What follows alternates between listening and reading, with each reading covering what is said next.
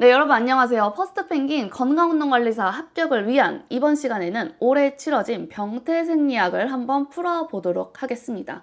올해 병태생리학 같은 경우에는 정말 나올 만한 문제들이 다 나왔다.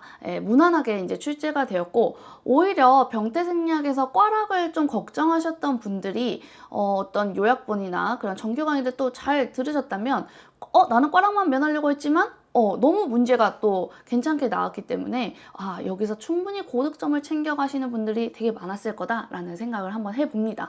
바로 한번 가보시죠. 자, 여러분 1번 문제입니다. 조직 손상 후 반흔 형성과 직접적으로 관련되는 것을 고르라고 했습니다. 자, 반흔이니까 우리가 이런 어떤 상처들을 얘기를 하는 거죠. 이 흉터들. 그쵸? 자, 신경세포의 도파민 합성 증가? 아니죠. 자, 페포벽? 갑자기 왜 페포벽이 나왔지? 자, 케톤체 생성, 삼투성 이뇨? 아니죠. 자, 혈관이 신생되고 섬유화 세포가 거기서 이제 증식을 하고 콜라겐 섬유가 이제 침착이 되면서 거기에 이제 뭔가 흉터가 생긴다라는 거죠. 그래서 답은 4번으로 너무나 쉽게 고를 수 있었던 문제가 되겠습니다. 자, 다음 문제입니다. 악성 종양에 대한 설명으로 옳은 것을 모두 고르라고 했습니다. 자, 우리가 악성 종양은 꼭 한 문제씩 출제가 된다고 했죠. 악성 종양과 일반 그 세포들의 차이가 있었어요. 그 차이를 너가 정말 명확하게 알고 있니? 그런 거를 묻는 문제였습니다. 자, 악성 종양 기억. 세포와 핵의 크기 및 모양이 다양하다. 그쵸? 얘네들은 원래 정상 세포들은 되게 예쁘고 동글동글하게 잘 생겼는데 이 암세포 같은 경우는 막 이상하게 생겼다라는 거죠. 그래서 다양하다. 이거 맞는 표현이 되겠습니다. 자, 니은 종양 성장에 필요한 혈관 신생이 일어난다. 그쵸? 이 악성 종양 같은 경우에는 주변 조직으로 막 침윤도 되고 막 전이도 되고 그 다음에 이제 증식이 굉장히 이제 비정상적으로 일어나기 때문에 막 혈관, 이 안지오제네시스가 굉장히 잘 일어납니다. 그래서 맞는 표현이 되겠습니다. 자, 디귿 세포 자멸사 에이팝토시스를 회피하는 능력이 있다. 이것도 맞는 표현이죠. 우리가 우리 세포에 이제 문제가 생겼어요. 그러면 이 세포가 내가 이제 죽을 때가 됐구나 하고 알아서 이제 죽는 과정, 그렇게 프로그램된 셀 데스가 이제 일어납니다. 근데 이 암세포 같은 경우에는 문제가 생겼음에도 불구하고 이런 에이팝토시스가 제대로 잘 이렇게 요리조리 이렇게 회피하는 그런 능력이 있어가지고 이 잘못된 그런 유전자 변이를 갖고도 계속 무한으로 이렇게 증식을 한다라는 거죠. 그래서 맞는 표현이 되겠습니다. 자, 리을. 대개 피막이 잘 형성되어서 주변 조직과 경계가 명확하다라고 했는데 요게 좀 틀린 표현이 되겠습니다. 악성 종양 같은 경우에는 이제 피막이 없기 때문에 주변 조직으로 이제 잘 이렇게 침윤하기가 쉽다라고 했죠. 얘는 틀린 표현이 되겠습니다. 자, 미음 주변 조직으로의 침윤과 원격 부위로의 전이가 나타난다. 맞는 표현이 되겠습니다. 답은 리을이 뺀 가나 다마 4번이 되겠습니다. 자, 다음 문제입니다. 보기의 증상과 가장 관련성이 높은 병태생리 기전을 고르라고 했습니다. 자, 지금 보면 키가 굉장히 크고 몸무게가 좀 말랐네요. 젊은 남자고 차고 건조한 날씨에 이제 장거리 달리기를 마친 뒤에 쌕쌕거린 기침, 가슴 답답함을 호소하였다. 자, 휴식을 취했고 속효성 기관지 확장제 사용 후 증상이 빠르게 완화되었다라고 했는데 여러분 속효성 기관지 그 확장제를 투여했을 때 호전이 된다. 이거는 뭐였죠? 천식에 대한 설명이었습니다. 그렇기 때문에 천식에 대한 걸 이제 골라볼게요. 자, 1번 폐동맥 혈전으로 인한 폐 관리의 감소. 자, 그 폐동맥에 이제 혈전이 생겨가지고 그 혈전이 이제 떨어져 나가서 이 폐 쪽에 가는 거. 요게 이제 폐 색전증에 대한 설명이었습니다. 자, 흉막각 내 공기 축적에 의한 폐 허탈. 그죠? 폐가 쪼그라드는 거죠. 요거는 이제 기흉에 대한 설명이었고요. 기도의 과민성 증가와 가역적인 기관지의 평활근 수축, 요게 이제 천식에 해당이 되는 내용이겠습니다. 답은 3번이 되겠고요. 폐포의 중격 파괴와 탄송 반동 저하에 의한 비가역적인 기류 제한, 요거는 이제 폐기종에 대한 설명이었습니다. COPD의 하위 분류였죠. 그래서 답은 3번이 되겠습니다. 자, 다음 문제입니다. 보기 1을 기반으로 보기 2에서 이 건강운동관리사가 A씨한테 제시할 내용으로 옳은 것만을 모두 고르라고 했습니다. 자, 지금 보기 1번에 보면 50세에 특이 질환이 없는 A씨가 최근 2기의 고혈압을 진단을 받았대요. 증상은 없었는데 이 사람이 처방받은 약물을 복용하지 않고 지금 이제 운동과 식이요법만으로 혈압을 조절하고자 피트니스 센터를 방문을 했다라고 합니다. 자, 운동 상담 전에 A씨의 혈압은 145에 95로 측정이 되었다라고 합니다. 자, 요거를 한번 봐볼게요. 자, 고혈압 1기에 해당하므로 약물 복용보다는 운동과 식이요법을 우선 권한다라고 했는데, 자, 여러분 지금 보기에서 보면 이 사람은 지금 진단을 받았고 약도 처방을 받는데 자기 마음대로 지금 복용을 안 한 거잖아요. 그렇기 때문에 이 사람한테는 빨리 처방받은 약을 복용을 하고 그 다음에 이제 어느 정도 혈압이 조절되는지 이제 보고 그 다음에 이제 운동과 식이요법을 병행을 하면 좋겠죠. 그렇기 때문에 약물 복용보다 이 운동과 식이요법을 우선 권한다? 요거는 좀 틀린 표현이 되겠습니다. 자, 니은입니다. 현재 160에 100 미만으로 약물 복용 없이 운동으로 조절이 가능하다고 설명한다? 여러분, 이러면 이제 진짜 큰일 나는 거예요. 이건 어떻게 보면 이제 의사의 어떤 진단을 우리가 뒤집는 그런 게 되기 때문에, 요렇게는 이제 하면 안 되겠습니다. 자, 디귿입니다. 약물 복용 중단은 뇌출혈, 심부전, 협심증 같은 심내혈관 질환이 발생할 수 있다고 알려준다. 이게 맞는 표현이죠. 지금 약물을 이 진단 처방을 받았는데 이 사람이 지금 마음대로 안 먹고 있는 거니까 얼른 약을 복용을 하셔야 된다라고 이제 말을 해줘야겠죠. 자, 증상이 없어도 의사의 지시에 따라서 약물을 지속적으로 복용할 것을 권고한다. 이것도 맞는 표현이 되겠습니다. 답은 4번 디귿 리을이 되겠네요. 자, 다음 문제입니다. 보기의 상황에서 건강운동관리사가 A씨에 대해서 취해야 할 사후 조치로 옳은 것을 고르라고 했습니다. 자, 이 사람이 지금 당뇨병을 앓고 있었는데 운동 전에 지금 되게 오심, 구토, 갈증을 호소했고 지금 호흡에서는 아세톤 같은 냄새 났고 자가혈당 측정 결과 260이었다라는 거죠. 자, 여러분 되게 막 구토나 갈증 막 이런 탈수 현상, 그 다음에 이제 아세톤 호흡, 그쵸? 이거는 전형적인 어떤 거였죠? 당뇨병성 케톤산증에 해당이 되는 거였습니다. 당뇨병성 케톤산증에 해당이 됐고 우리가 이제 약자로 DKA라고 했었고 요게 이제 제1형 당뇨에서 나타나는 전형적인 어떤 합병증이었습니다. 자, 그러면 이제 볼게요. 자, 1번 혈당이 높아도 15에서 30g의 당 음료를 제공한다? 네, 요거는 이제 틀렸죠. 지금 혈당이 이제 너무 높은 상태에서 또 혈당을 제공한다? 요거는 틀린 표현이 되겠습니다. 자, 이거는 오히려 이제 저혈당일 때 좀 어떤 처치 방법이 되겠죠. 자, 2번 당뇨병성 케톤상증이 의심되기 때문에 병원으로 이송시킨다. 네, 이게 가장 맞는 표현이 되겠네요. 3번 고삼투성 고혈당 비케톤 혼수로 의심되기 때문에 안정될 때까지 지켜본다. 어떻게 보면 이제 이런 고삼투성 고혈당 비케톤 혼수는 제2형 당뇨의 합병증에 해당이 되는 거였죠. 그러면 얘도 이제 틀린 표현이 되겠습니다. A씨가 인슐린을 소지하고 있으면 적정량의 인슐린을 바로 투여한다. 요것도 이제 틀린 표현이 되겠습니다. 자, 그래서 우리가 일반인이 임의로 인슐린을 주사하는 거는 이제 안 된다. 실제로 이제 이런 사람들은 병원으로 이송하고 나서 이 고혈당을 빨리 희석을 시키기 위해서 이제 수액으로 엄청나게 이제 그런 그 조치를 이제 취하게 됩니다. 그래서 이런 탈수를 먼저 해결하고 고혈당을 희석하는 게 이제 우선이고, 그 다음에 이제 어느 정도 그 혈액 검사를 통해서 어떤 칼륨이나 이런 수치 같은 거를 이제 확인을 한 다음에 인슐린을 투여를 해가지고 이 산성을 떨어뜨리는 그런 작업을 하게 됩니다. 그래서 그냥 뭐 어떤 인슐린을 지금 이 상태에서 내가 마음대로 투여했다가는 저칼륨 혈증 아니면 뭐 어떤 쇼크, 심정지 같은 그런 또 더 응급 상황이 발생할 수 있기 때문에 절대 일반인이 인슐린을 막 마음대로 투여하는 거는 안 된다. 여러분들께서 알고 계시면 될 것 같습니다. 자, 다음 문제입니다. 자, 지금 신경퇴행병들 중 특정 질환과 관련된 증상에 관한 설명이래요. 자, 지금 A를 보면 76세 남성, 활동 시에는 떨림이 뚜렷하지 않는다. 안정시 손떨림, 팔다리 강직, 서동, L도파 투여한다. 자, 이거는 뭐였죠? 파킨슨병의 가장 대표적인 어떤 증상이었습니다. 자, 그 다음에 자, B를 볼게요. 기억력 저하, 길찾기 어려움. 자, 그쵸. 대뇌 피질 및 해마 위축, 대뇌 고랑이 확장, 뇌실이 확장되는 거, 요거는 이제 알츠하이머였습니다.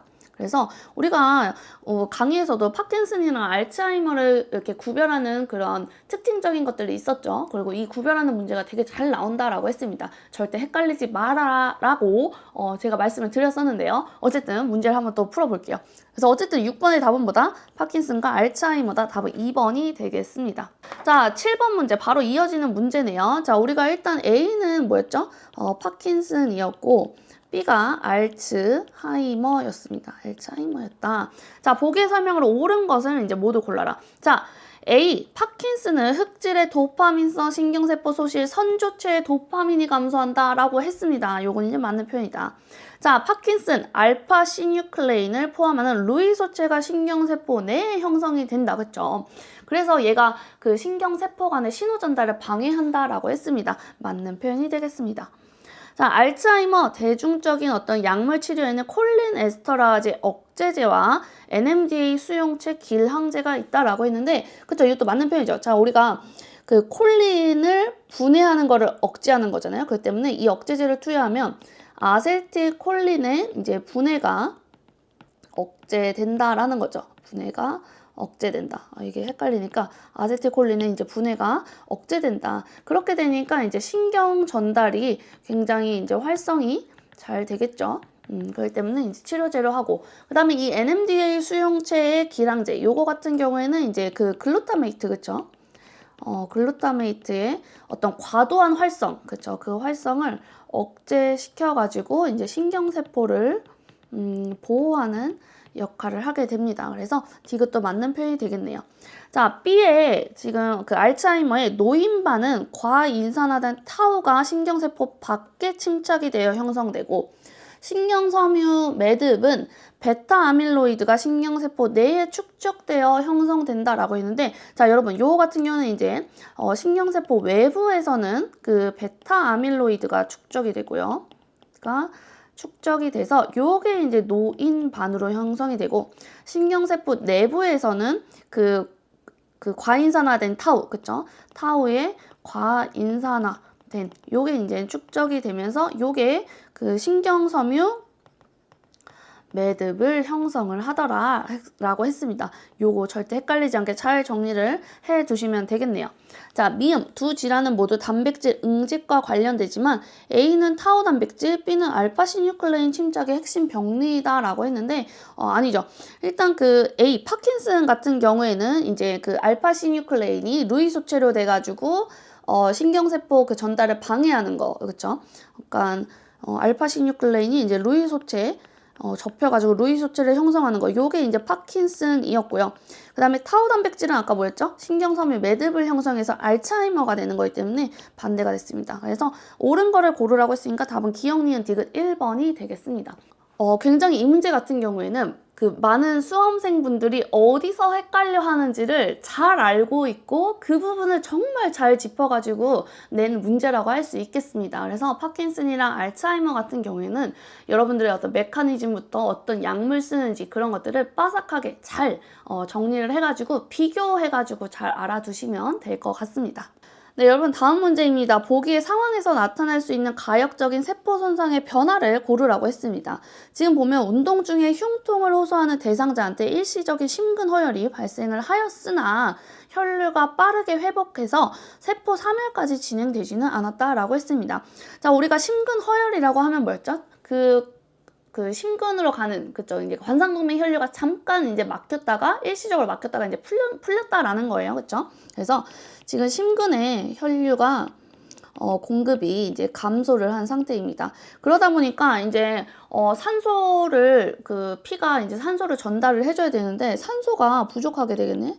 산소가 부족하게 되다 보니까 우리가 운동생리학 시간에도 배웠어요. 산소가 부족하다 그러면 미토콘드리아에서 산화적인 인산화가 돌아가지가 않아요. 그쵸? 마지막에 그 산소가 최종 그 전자 수용체가 돼가지고 이제 물로 바뀌어서 이렇게 가야 되는데 그 과정이 일어나지가 않는 거죠. 그래서 미토콘드리아의 이하의 산화적 인산화가 중단이 되게 됩니다. 중단이 되게 된다. 그렇게 되니까 이제 전반적으로 세포의 ATP 생성이 감소를 하게 될 거고, 이 ATP 생성이 감소하니까 우리가 그 나트륨과 그 칼륨, 그쵸? 소듐, 포타슘 펌프가 있었어요. 그 펌프 같은 경우에는 이제 농도를 역행해서 가야 되기 때문에 ATP가 필요했었다라는 거죠. 근데 지금 ATP가 부족하니까 이런 소듐이나 포타슘 펌프도 작동이 중지가 되겠네요. 그쵸? 펌프의 작동 중지가 된다.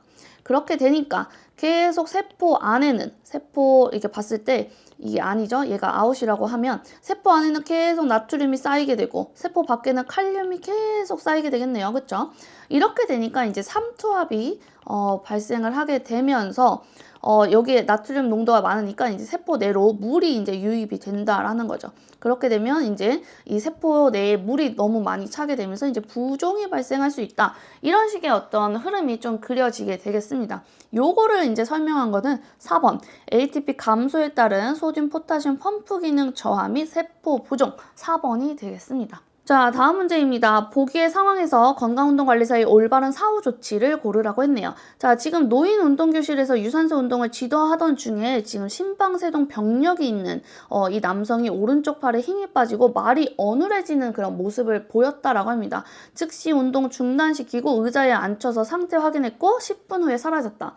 여러분, 이게 어떻게 보면 이런 거는 지금 우리가 심방세동에서도 이제 배웠었죠. 심방세동이라는 거는 심방이 세동, 가늘게 떨리기만 하는 상태를 얘기한다. 그렇기 때문에 심방이 그 피를 이제 내보내가지고 펌프질을 해줘야 되는데 거기에 계속 피가 정체되어 있다. 그러다 보니까 이제 그런 혈전이 생길 위험이 굉장히 높고 이 혈전이 떨어져 나와서 뇌로 가면 이제 뇌졸중을 유발할 수 있다라고 했습니다. 근데 지금 말이 어눌해지고 이런 팔에 힘이 빠지고 이런 증상들이 10분 후에 사라졌다. 이거는 지금 일과성 허혈 발작을 얘기를 하는 거죠.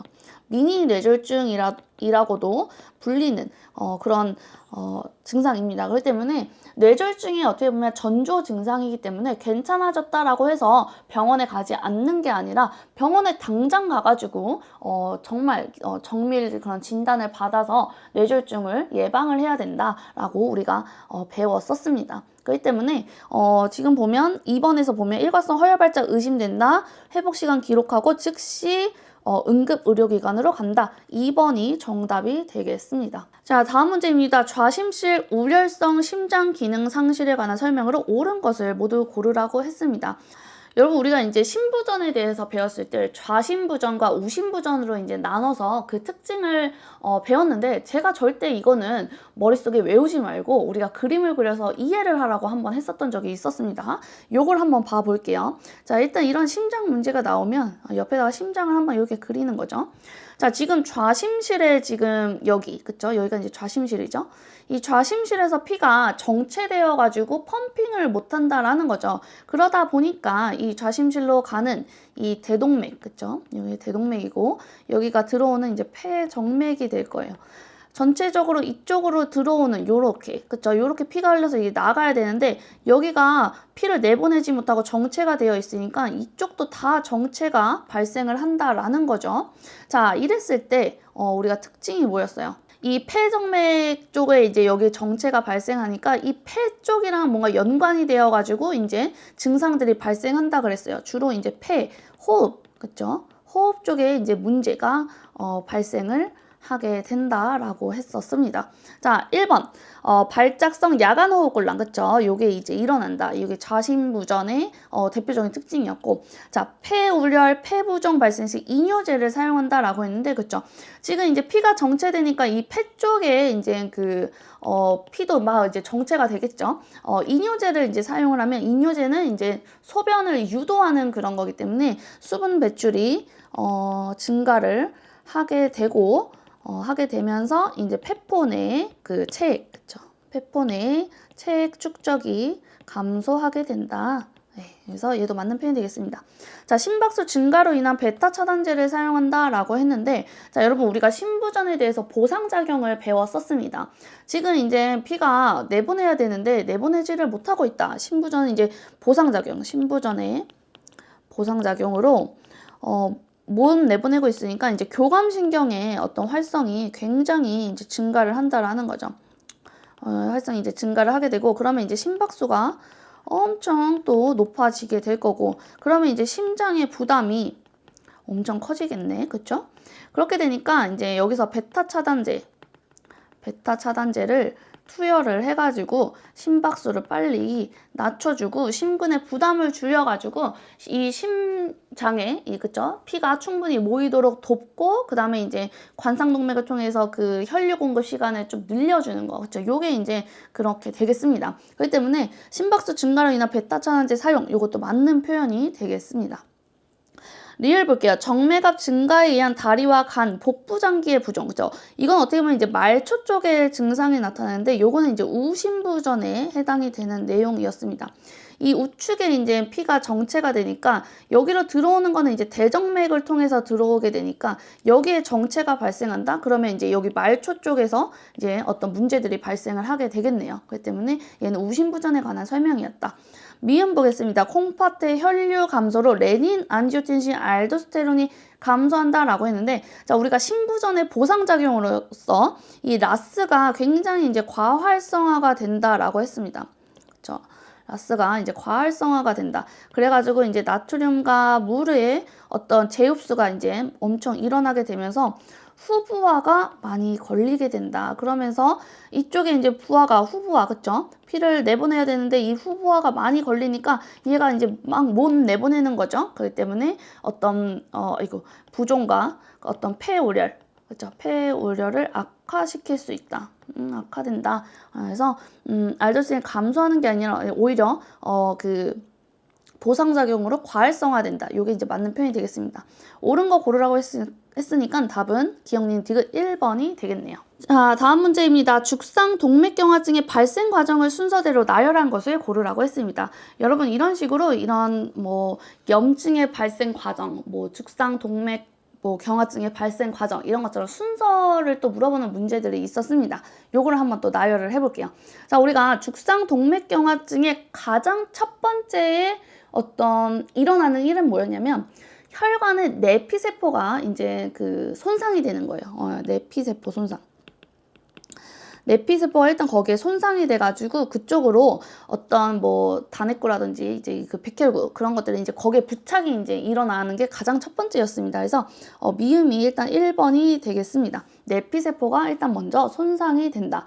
그 다음에 그쪽으로 손상된 데에 계속 이제 LDL이 이렇게 지나가다가 거기에 이제 축적이 되는 거죠. LDL이 축적되어 산화되고 단핵구가 또 내피에 부착된 뒤 내막으로 이동한다. 요게 이제 두 번째가 되겠습니다. 그래서 LDL의 어떤 축적, 단핵구가 거기로 또 이제 이동을 하게 된다. 그러면서 이제 우리가 뭐였죠?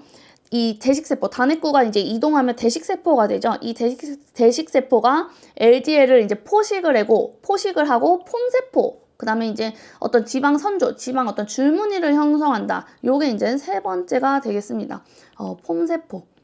폼세포와 지방 어떤 줄무늬, 지방 선조, 요거를 형성하는 게 3번이다. 자, 그 다음에 이제 그쪽으로 어떤 사이토카인 성장인자가 평활근 세포의 내막 이동 증식, 세포 외 기질 형성을 촉진한다. 그쵸?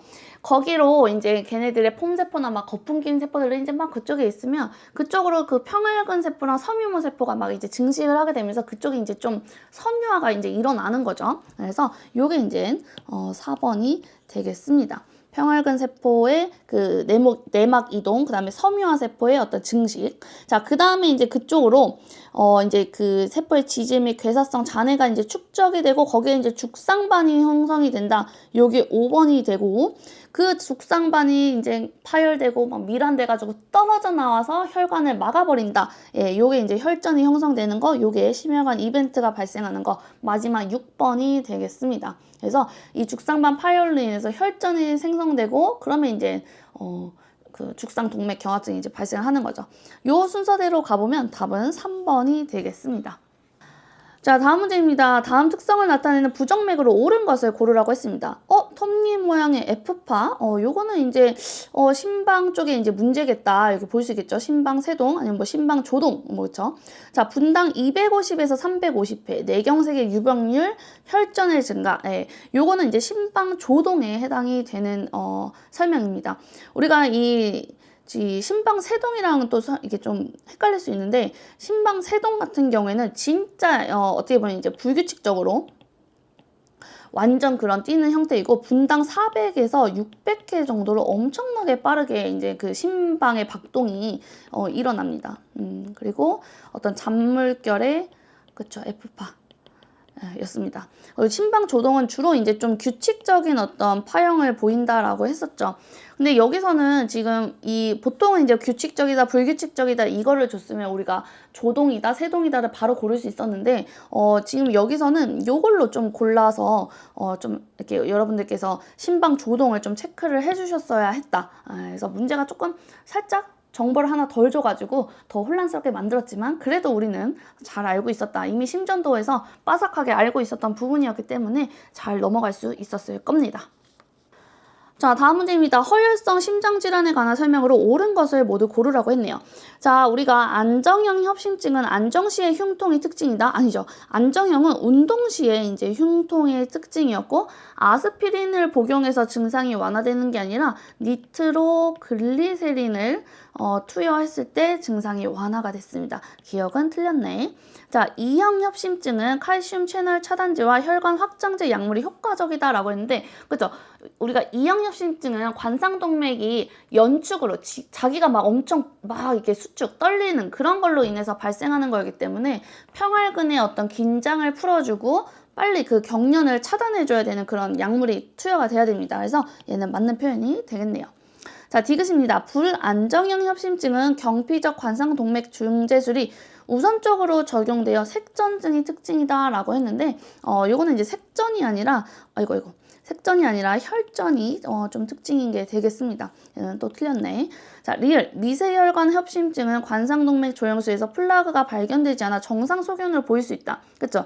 이 미세혈관 협심증이란 건 정말 뭐 미세한 혈관에 거기가 막혔다라는 건데, 이거는 이제 우리가 영상적으로 보기도 되게 힘들다라는 거죠. 그렇기 때문에 정상 소견을 보일 수 있다. 맞는 표현이 되겠습니다. 자, 심근경색으로 인한 심근 손상은 비가역적이며, 그렇죠? 우리가 스테미랑 넌스테미로 다 구분을 할 수 있었고, 이 스테미와 넌스테미 모두 심근의 어떤 괴사를 동반하기 때문에 심장 트로포닌이 상승한다라고 했습니다. 미음도 맞는 표현이 되겠네요. 답은 니은, 리을, 미은 3번이 되겠습니다. 자, 다음 문제입니다. 염증 반응에 관한 설명으로 옳은 것을 이제 고르라고 했는데요. 자, 혈관의 투과성이 증가하는 거는 지금 여기서 기억해보면 브레디키닌 아니면 히스타민이거든요. 사실 이 두 개가 다 될 수가 있습니다. 그렇기 때문에 기억은 일단 좀 다 되는 걸로 한번 생각을 해볼게요. 다음입니다. 백혈구 모집과 활성. 요거는 이제 인터루킨 1이랑 같이 하는 건데, 요거는 이제 TNF 여기에 해당이 됐었고요. 통증 같은 경우는 신경펩티드와 프로스타글란딘이었고, 조직 손상은 이제 활성산소종, 그쵸? 라디칼. 그게 이제 관여를 했었습니다. 그래서 답은 1번이 되겠네요. 자, 다음 문제입니다. 폐공기증에 관한 내용으로 옳지 않은 것을 고르라고 했네요. 이게 이제 폐기종인 거죠. 폐기종에 대한 설명으로 옳지 않은 것을 골라라. 자, 우리가 폐기종에 대해서 다뤘었습니다. 그쵸? 폐기종은 COPD의 하위 질환이었습니다. 그래서 얘 같은 경우에는 이제 폐포벽이 파괴가 되죠. 폐포벽이 이제 파괴가 되면서 폐포가 커지고 탄성이 이제 소실되면서, 그쵸? 탄성이 소실된 상태를 이제 얘기를 합니다. 이 폐포벽이 이제 파괴되는 데는 이제 두 가지의 어떤 그런 기전들이 이제 작용을 한다라고 했는데, 프로티아제 얘랑 프로티에이즈가 있습니다. 이 두 개의 어떤 밸런스가 이제 맞아야 되는데, 프로티에이즈는 이제 폐포를 단백질을 분해하는 효소죠. 에이즈니까 단백 분해 효소인 거고, 안티프로티에이즈는 이제 단백질을 분해하는 어떤 효소를 안티하는 걸 얘기합니다. 그래서 이 페포에 있었던 게 엘라스테이즈. 그 다음에 안티프로테이즈로는 이제 알파-1의 항트립신이 있었습니다. 그쵸? 얘가 이제 두 개가 계속 싸우는데 이 페포벽이 파괴되는 거는 안티프로테이즈의 활성은 감소를 하고 프로테이즈의 활성은 계속 증가를 하기 때문에 이제 결과적으로 이 페포벽이 파괴가 된다라는 거죠. 특히 이제 이 알파-1 항트립신 같은 경우에는 우리가 이제 흡연을 하게 됐을 때, 그쵸? 흡연을 하게 됐을 때 이 알파-1 항트립신에 그 메티오닌 구조가 있어요. 알파-1 항트립신이 가지는 메티오닌 구조가 있는데 그 메티오닌 구조를 산화시킨다라는 거죠. 메티오닌 구조를 산화를 시켜버린다. 그러니까 이게 이제 무슨 말이냐면 결국에는 안티프로테이즈 알파-1 항트립신의 구조가 변화한다는 거예요. 그쵸? 구조가 변화가 되겠다. 이 효소 같은 경우에는 구조가 변화가 되면 기능을 잃습니다. 그렇기 때문에 얘가 이제 기능을 잃게 되니까 이제 상대적으로 엘라스테이즈의 활성이 엄청 높아지게 되고 그러면서 페포의 벽이 파괴가 된다라고 했습니다. 그러면서 이제 이렇게 되는 게 폐기종이었다.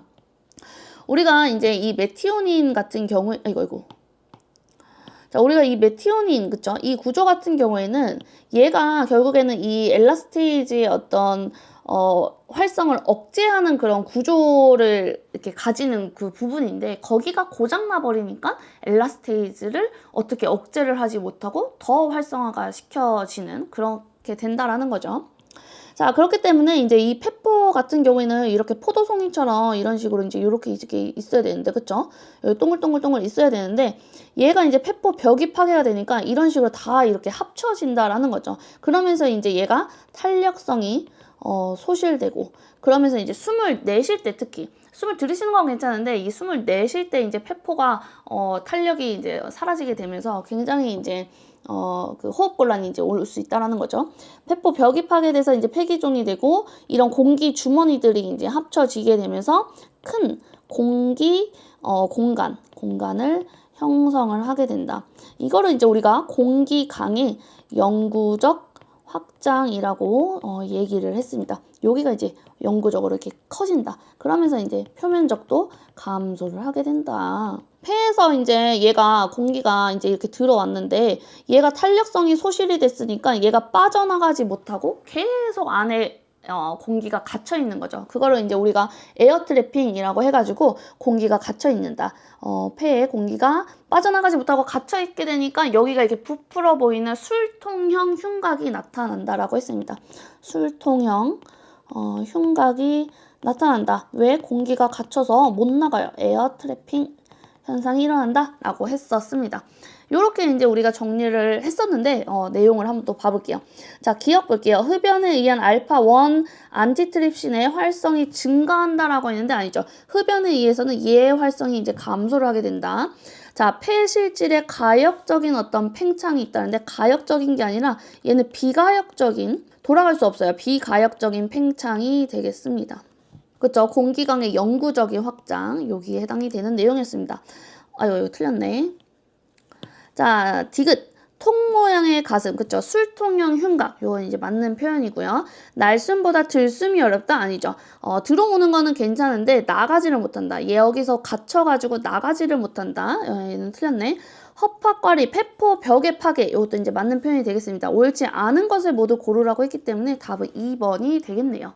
자, 다음 문제입니다. 오스테오포로시스, 그쵸? 골다공증, 뼈 엉성증에 대한 설명으로 옳은 것을 고르라고 했는데 우리가 결국에는 그쵸? 오스테오포로시스의 어떤 이런 작용들은 조골세포와 파골세포의 밸런스가 깨지기 때문에 계속 이제 뼈가 재흡수가 돼가지고 뼈가 골량이 감소하는 그런 이제 현상이 발생한다라고 했습니다.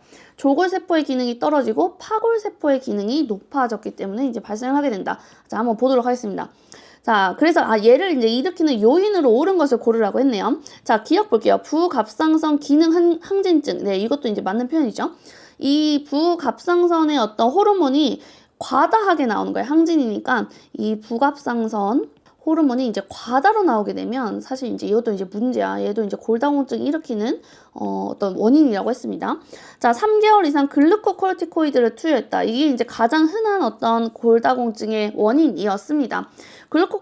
글루코코르티코이드를 투여하게 되면 이제 조골세포의 기능이 악화되고 파골세포가 엄청 이제 활성화가 되게 된다. 그러면서 이제 칼슘의 어떤 흡수가 이제 떨어지게 되면서 골이 되게 약해지게 된다. 자, D급 볼게요. 125OH2D 감소 이렇게 써 있는데 자, 여러분 요거는 이제 뭐냐면 이거는 이제 비타민 D라는 얘기예요. 비타민 D를 이렇게 쓸 수가 있거든요. 우리가 칼시트리올이라고도 합니다. 그래서 요게 감소한다. 이것도 이제 맞는 표현이 되겠습니다. 이게 이제 소장벽에서 칼슘을 이렇게 흡수해가지고 이제 뼈를 건강하게 만드는 그거인데 지금 이 비타민 D 칼시트리올이 감소했다 그러면 이제 소장에서 칼슘의 어떤 흡수가 감소하게 되겠죠. 그렇게 되니까 이제 전반적으로 칼슘 농도가 떨어지게 되고 아이고 그러면 지금 칼슘이 부족하다라고 하니까 이제 여기서 그 부갑상선 호르몬이 이제 또 막 과도하게 분비가 되면서 파골세포가 또 활성을 찾게 되면서 이제 골흡수가 일어난다. 그래서 얘도 이제 맞는 표현이 되겠습니다. 자, 리을 간헐적인 부갑상선 호르몬제를 투여하는 거. 자, 여러분.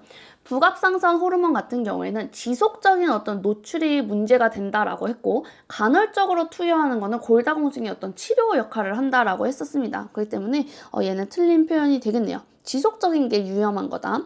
자, 칼시토닌 요게 정말 나쁜 애로 많이 그러니까 나쁜 애로 오해를 받아가지고 지문에 많이 출제가 된다라고 했습니다. 자, 칼시토닌은 좋은 애다. 칼시토닌은 이제 뭘 하는 역할이었죠? 파골세포의 기능을 떨어뜨리는 그런 역할을 하는 거였기 때문에 뼈를 보호하는 호르몬 중에 하나였습니다. 그래서 얘가 분비가 증가하는 거는 이제 뼈를 보호한다라는 거죠. 얘가 감소를 해야 그 오스테오포로시스를 일으키는 요인이 된다. 얘도 틀린 표현이 되겠네요. 답은 기역, 니은, 디귿 1번이 되겠습니다. 자, 다음 문제입니다. 관절염의 특징으로 옳은 것을 고르라고 나왔네요. 자, 기역. 외상이나 비만과 관련된 관절 스트레스, 그쵸? 이건 또 관절염을 일으키는 원인이었습니다. 자, 활막의 자가면역 그 만성염증, 요거는 이제 류마티스에 관한 설명이었습니다. 얘는 틀렸고요. 자, 디귿, 헤베르덴 결절이라고 여기 나왔는데 요게 여러분들께서 아마 생소한 그런 거였었을 거예요. 그쵸? 헤베르덴 결절은 뭐냐면 이 퇴행성 관절염의 가장 어떤 특징적인 병변이라고 합니다. 그래서 이 손가락 끝마디, 그쵸? DIP 관절의 어떤 연골 마모와 그 골극 형성에 의해서 이제 유발되는 그런 골 장애를 얘기하는데 예를 들면 이제 이런 거죠. 우리가 이렇게 병원에 오는데 손가락이 자꾸 붓는다. 근데 뭔가 이유는 모르겠다라고 하면 이제 그게 이제 헤베르덴 결절. 그렇죠. 여기 이제 일어났다. 그래서 여기가 이렇게 동글동글 이렇게 부어 있어요. 그래서 이렇게 손을 보면 여기가 이렇게 동글동글 이렇게 다 부어 있다. 예, 그래서 그런 것들이 이제 이 헤베르덴 결절에 해당이 되겠습니다. 그래서 그 DIP 골극의 어떤 형성, 그다음에 연골 마모 그런 것 때문에 이제 손가락이 붓는 그런 퇴행성 관절염이 일어나는 거 그게 헤베르덴 결절이었습니다. 보통 우리가 이제 이런 DIP 관절에서 좀 많이 그런 변형이 일어나고 그냥 참고적으로 PIP 관절에서 이제 일어난다라고 하면 이제 이걸 우리가 부샤르 결절이라고도 말을 합니다. 그 다음에 이제 이 PIP 관절에서도 우리가 류마티스랑 관절염이랑 같이 일어날 수가 있거든요. 그래서 이렇게 일어나면 이제 부샤르 결절, DIP에서 이제 일어나면 이런 그 헤베르덴 결절이라고 한다. 여러분이 알아두시면 될 것 같습니다. 자, 리을 판누스가 형성된다. 이것도 이제 류마티스의 대표적인 어떤 병태 생리학적 기전이었습니다. 자, 전신성 홍반성 낭창이라고 해서 이제 여기 보면 시스템이 루푸스거든요. 그쵸? 이게 SL이라고 해서 루푸스라고 합니다. 우리가 그 마이클 잭슨이 루푸스 때문에 굉장히 이제 고생했었잖아요. 그쵸?